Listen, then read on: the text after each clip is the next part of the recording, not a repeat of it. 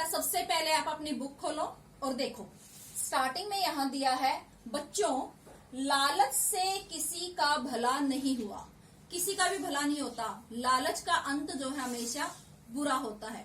आपने वो जो है बिल्लियों वाली कहानी सुनी होगी ना, कि दो बिल्लियां जो है एक रोटी का टुकड़ा मिल जाता है उन्हें और वे आपस में झगड़ा करती हैं। तो बंदर आता है और वो कहता है क्यों लड़ रहे हो? तो बिल्लियां कहती हैं कि भाई जो रोटी मिली थी उसमें से इसको ज्यादा मिल गई, मुझे कम मिली। तो बंदर कहता है कि मैं तुम दोनों का जो समझौता करवा देता हूँ, इस झगड़े को मिटा देता हूँ। बंदर क्या करता है, हर बार रोटी में से जो है एक टुकड़ा बड़ा रख लेता है और उसमें से कुछ खाकर कहता है कि अब ये बराबर हुआ है। वो फिर कहती है ये बड़ा रह गया। धीरे धीरे बंदर ऐसे करके सारी रोटी खा जाता है और बिल्लियां जो है देखती रह जाती हैं। तो लालच का अंत जो है कभी भी अच्छा नहीं होता, लालच करने वाले का भला नहीं होता। जिंदगी में जो लालच करता है उसे हमेशा उसका बुरा परिणाम नतीजा, अंडरलाइन करो परिणाम को और ऊपर लिखो नतीजा, भोगना पड़ता है। लालच करने वाले के हाथ में कुछ भी नहीं आता। हाथ क्या है? कर, पानी। पर्यायवाची लिखो इसके दो, हाथ के, कर और पानी। तो जो लालच करता है उसका हाथ आखिर में खाली रह जाता है, उसको कुछ नहीं मिलता। बल्कि लज्जा क्या है? शर्म, लिखो उसको शर्म। तो उसको जो है लास्ट में लज्जित होना पड़ता है, सिर नीचा हो जाता है। इसलिए सदैव का अर्थ क्या है? सदा, हमेशा। अंडरलाइन करके जो मैं बोल रही हूँ साथ में आपको लिखने हैं। हमेशा, सदा परिश्रमी, मेहनती और ईमानदार बने। देखो, बहुत समय पहले की बात है। चैप्टर रीडिंग स्टार्ट करते हैं। कब की बात है? बहुत समय पहले की। किसी नगर में संग्राम सिंह नाम का राजा था। वह बहुत योग्य, न्यायप्रिय और पराक्रमी था। राजा का नाम क्या है? राजा संग्राम सिंह। किसी नगर में राजा संग्राम सिंह रहता था। वह कैसा राजा था? योग्य, न्याय पसंद। न्यायप्रिय क्या होता है? प्रिय, पसंद। न्याय को पसंद करने वाला, पराक्रमी, शूरवीर।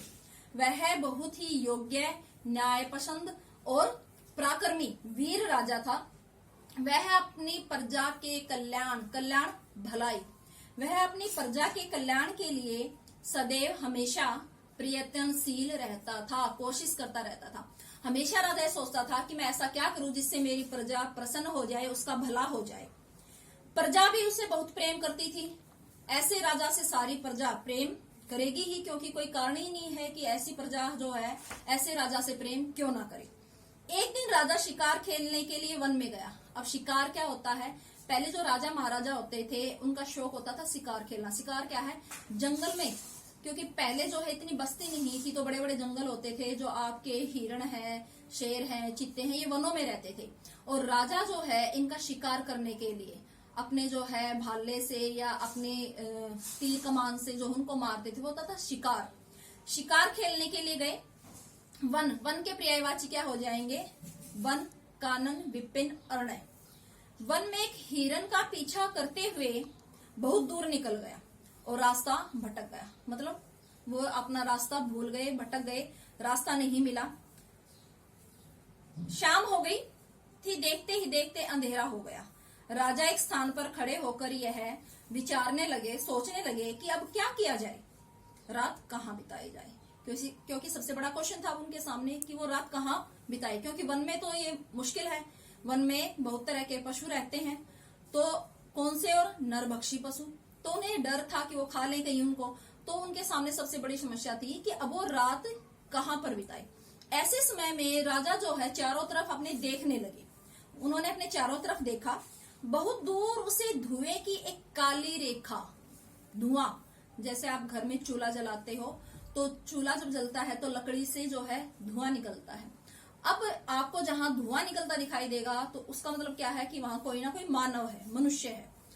तो काली रेखा आकाश, नभ, गगन, अंबर की ओर उठती हुई दिखाई दी। वह उसी ओर चल दिया। जब वहां पहुंचा तो उसने देखा कि एक छोटी सी झोपड़ी से धुआं निकल रहा था। झोपड़ी के अंदर आग जल रही थी। किसी के आने की आहट पैरों की जो आवाज होती है उसको बोलते हैं आहट, आवाज को सुनकर फटे पुराने कपड़े पहने एक गरीब किसान, गरीब अमीर, विलोम हो जाएगा अमीर, किसान का एक समानार्थी लिखना हो कृषक। झोपड़ी से बाहर निकला और बोला, आओ भाई, मालूम पड़ता है कि आप रास्ता भूल गए हैं।